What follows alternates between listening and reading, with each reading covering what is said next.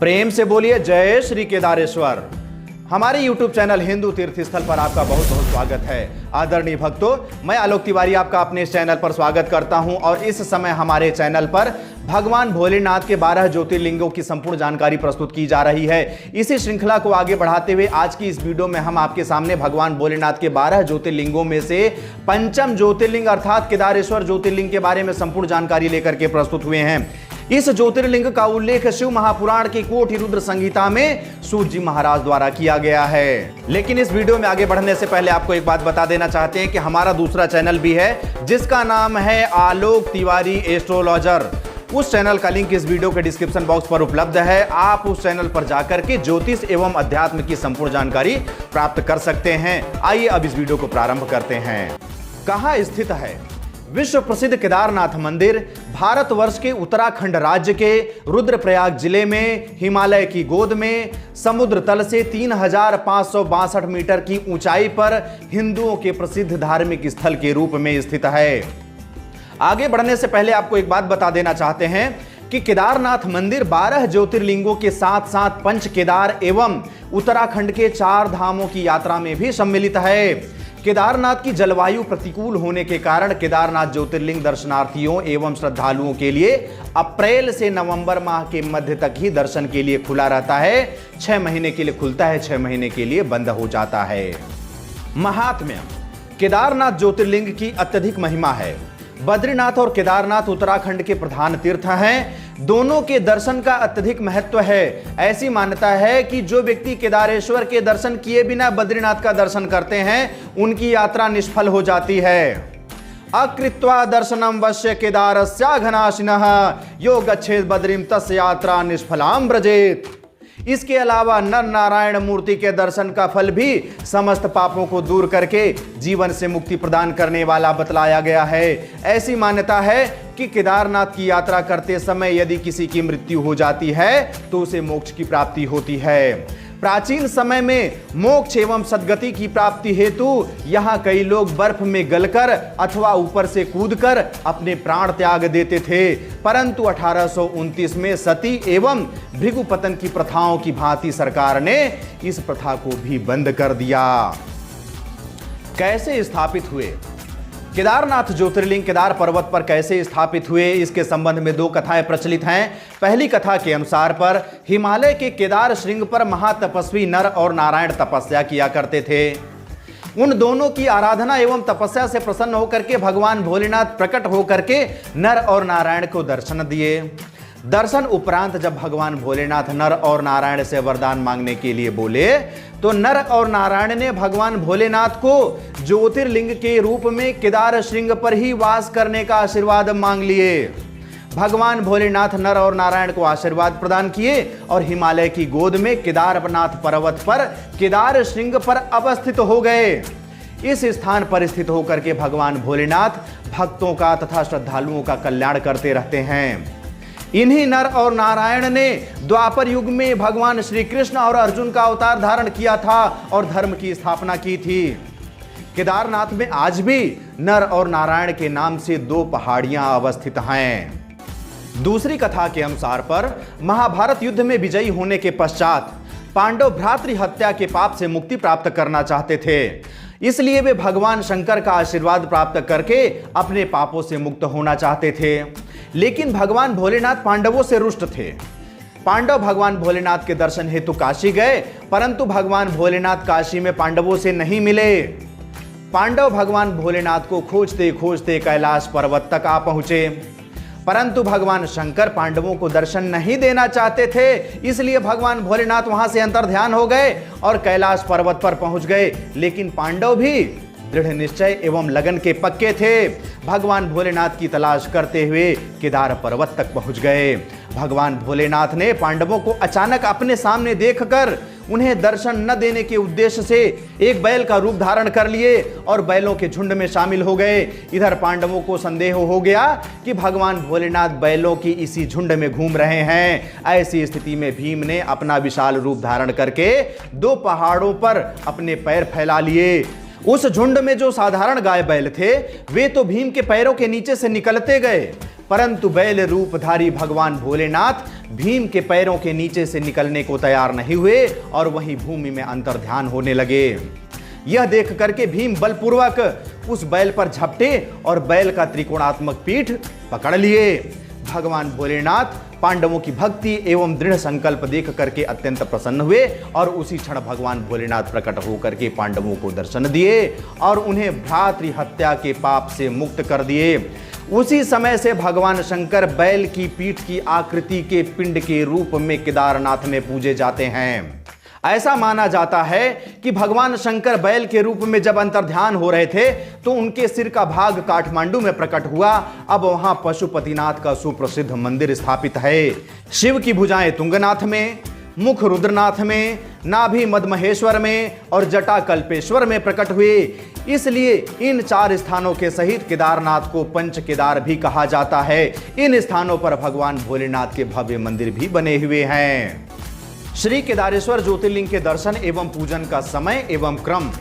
प्रातः काल में शिव पिंड को प्राकृतिक रूप से स्नान करा करके उस पर घी का लेपन किया जाता है। तत्पश्चात धूप दीप जला करके आरती उतारी जाती है। इस समय यात्रीगण मंदिर में प्रवेश करके पूजन अर्चन कर सकते हैं। संध्या के समय भगवान का श्रृंगार किया जाता है। उन्हें विविध प्रकार से चित्ताकर्षक ढंग से सजाया जाता है। लेकिन संध्या के समय, इस साज सज्जा के समय भक्तगण दूर से ही इनका दर्शन कर सकते हैं। यदि केदारनाथ मंदिर में पूजन के क्रम की बात करें तो केदारनाथ मंदिर प्रातः 6 बजे दर्शनार्थियों के दर्शन हेतु खुल जाता है। भगवान शिव की पंचमुखी प्रतिमा का विधिवत श्रृंगार करके 7:30 बजे से 8:30 बजे तक नियमित आरती होती है। प्रतिदिन दोपहर 3 बजे से 5 बजे तक विशेष पूजा होती है और उस समय विश्राम के लिए मंदिर बंद कर दिया जाता है। पुनः शाम 5 बजे दर्शनार्थियों के दर्शन हेतु मंदिर खोल दिया जाता है। रात्रि 8:30 बजे केदारेश्वर ज्योतिर्लिंग का मंदिर बंद कर दिया जाता है। भगवान केदारनाथ की पूजा के क्रम में प्रातःकालिक पूजा, महाअभिषेक पूजा, अभिषेक, लघु रुद्राभिषेक, षोडशोपचार पूजा, अष्टोपचार पूजा, संपूर्ण आरती, पांडव पूजा, श्री गणेश पूजा, श्री भैरव पूजा, पार्वती जी की पूजा, शिव सहस्त्रनाम आदि प्रमुख हैं। श्री केदारनाथ ज्योतिर्लिंग एवं मंदिर के बारे में कुछ आवश्यक जानकारी। केदारनाथ मंदिर 6 फुट ऊंचे चौकोर चबूतरे पर बना हुआ है। मंदिर को 3 भागों में विभाजित किया जा सकता है, गर्भगृह, मध्य भाग और सभा मंडप। मंदिर के गर्भगृह के मध्य भाग में भगवान श्री केदारेश्वर जी का स्वयंभू ज्योतिर्लिंग स्थापित है, जिसके अग्रभाग पर श्री गणेश जी की आकृति और साथ ही साथ माता पार्वती का श्रीयंत्र भी विद्यमान है। ज्योतिर्लिंग पर प्राकृतिक यज्ञोपवीत और ज्योतिर्लिंग के पृष्ठभाग पर प्राकृतिक स्फटिक की माला को आसानी से देखा जा सकता है। श्री केदारेश्वर ज्योतिर्लिंग के चारों ओर विशालकाय 4 स्तंभ विद्यमान हैं, जिनको चारों वेदों का द्योतक माना जाता है। इन्हीं स्तंभों पर मंदिर की कमलनुमा विशालकाय छत टिकी हुई है। मंदिर में गर्भगृह के चारों ओर प्रदक्षिणा पथ है। ज्योतिर्लिंग के पश्चिम की ओर एक अखंड दीपक है जो कई हजारों वर्षों से निरंतर जलता आ रहा है। इस दीपक की देखरेख और निरंतर जलते रहने की पूरी जिम्मेदारी पूर्व काल से ही तीर्थ पुरोहितों के ऊपर है।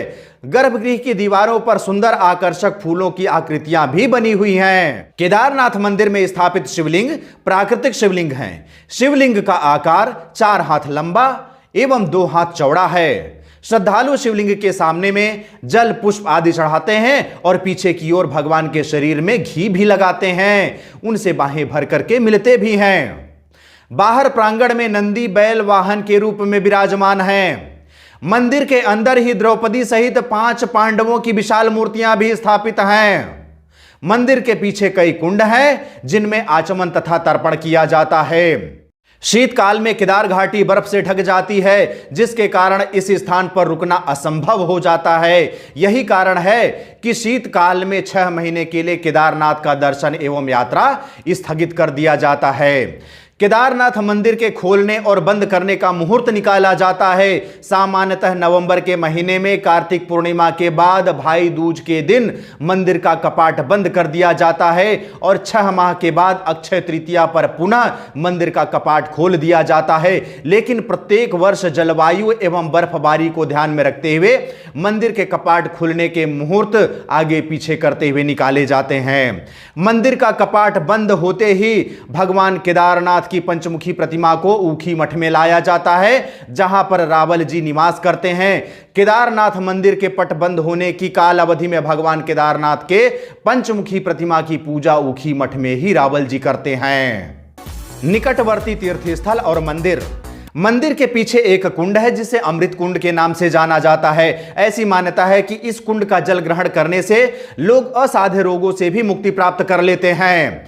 मुख्य मंदिर के बाईं तरफ किनारे पर एक भगवान शिव की मूर्ति स्थापित है। मुख्य मंदिर से आधा किलोमीटर की दूरी पर भैरव जी का मंदिर है। ऐसा कहा जाता है कि जब मंदिर के कपाट बंद रहते हैं तब भैरव जी मंदिर की रक्षा करते हैं।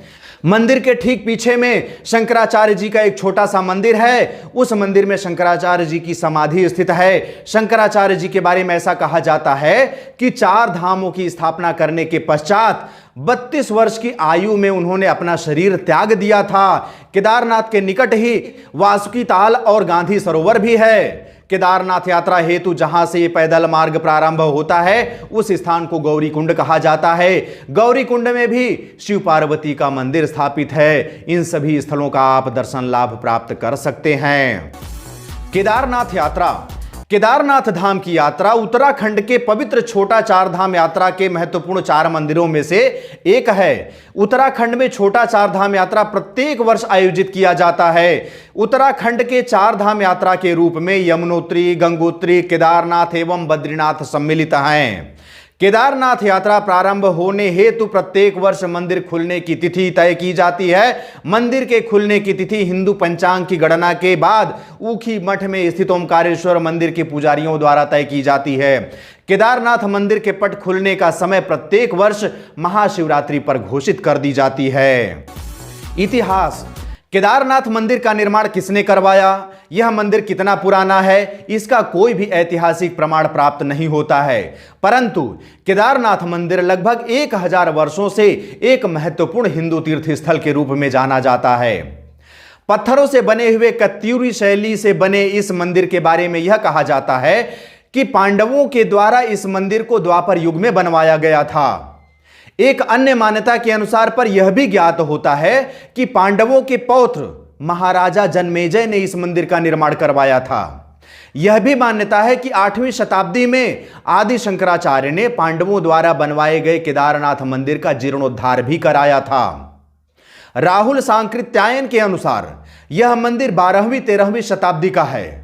ग्वालियर से प्राप्त राजा भोज की एक स्तुति के अनुसार पर यह मंदिर राजा भोज के द्वारा बनवाया गया था। आवागमन के साधन: यदि आप केदारनाथ ज्योतिर्लिंग का दर्शन लाभ प्राप्त करना चाहते हैं, यहां तक पहुंचना चाहते हैं, तो आपको आवागमन के साधन के बारे में भी जानकारी प्राप्त होनी चाहिए। यदि निकटतम रेलवे स्टेशन की बात करें तो केदारनाथ से निकटतम रेलवे स्टेशन ऋषिकेश और हरिद्वार हैं।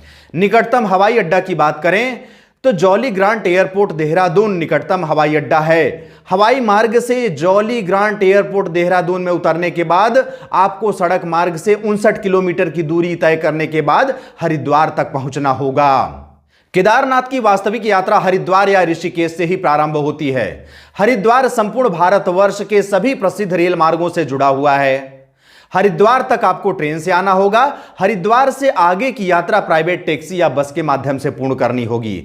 यदि हरिद्वार से सीधे केदारनाथ पहुंचना चाहते हैं तो हरिद्वार से ऋषिकेश, श्रीनगर, रुद्रप्रयाग, गुप्तकाशी, सोनप्रयाग होते हुए गौरी कुंड तक पहुंचेंगे। हरिद्वार से 235 किलोमीटर सोनप्रयाग, सोनप्रयाग से 5 किलोमीटर आगे गौरी कुंड है। आप गौरी कुंड तक सड़क मार्ग से पहुंच सकते हैं। गौरी कुंड से 16 किलोमीटर की यात्रा पैदल पूरी करनी होती है। इस 16 किलोमीटर की यात्रा आप पालकी, घोड़ा, पिट्ठू या पैदल यात्रा के रूप में कर सकते हैं। जून 2013 की तबाही, यह बहुत ही भयंकर त्रासदी थी। 16 जून 2013 लगभग शाम के 4:30 बजे केदारपुरी के सामने भैरवशिला से लैंडस्लाइड हुआ। अचानक आई बाढ़ और भूस्खलन के कारण केदारनाथ सबसे अधिक प्रभावित हुआ। मंदिर के आसपास की मकानें और धर्मशालाएं बह गईं। 16 जून 2013 की रात 8 बजे केदारपुरी में मंदाकिनी के किनारे बसे होटल और पुल सभी मंदाकिनी के तेज बहाव में बह गए, परंतु इस ऐतिहासिक मंदिर का गर्भगृह और सदियों पुराना गुंबद दोनों ही सुरक्षित बच गए। मंदिर का प्रवेश द्वार और उसके आसपास के सभी क्षेत्र पूरी तरह से तबाह हो गए। यदि इसको यह भी कहें कि 12 ज्योतिर्लिंगों के इतिहास में यह सबसे बड़ी त्रासदी थी तो भी कम होगा। इस तरह से इस वीडियो के माध्यम से आप 12 ज्योतिर्लिंगों में से 5वें ज्योतिर्लिंग केदारेश्वर ज्योतिर्लिंग के बारे में संपूर्ण जानकारी प्राप्त किए। मैं आशा करता हूं कि यह जानकारी आपको पसंद आई होगी। यदि इसी तरह से सभी ज्योतिर्लिंगों की जानकारी आप प्राप्त करना चाहते हैं तो हमारा चैनल सब्सक्राइब करके घंटी का बटन भी ऑन कर लीजिए, जिससे कि आने वाले वीडियो आपको निरंतर प्राप्त होते रहें और आप सभी तीर्थ स्थलों की जानकारी प्राप्त करते रहें। अब मुझे आज्ञा दीजिए, मिलते हैं अगले वीडियो पर। तब तक के लिए जय हिंद, जय भारत, बम बम भोलेनाथ की जय। जय गुरुदेव, जय जय केदारेश्वर।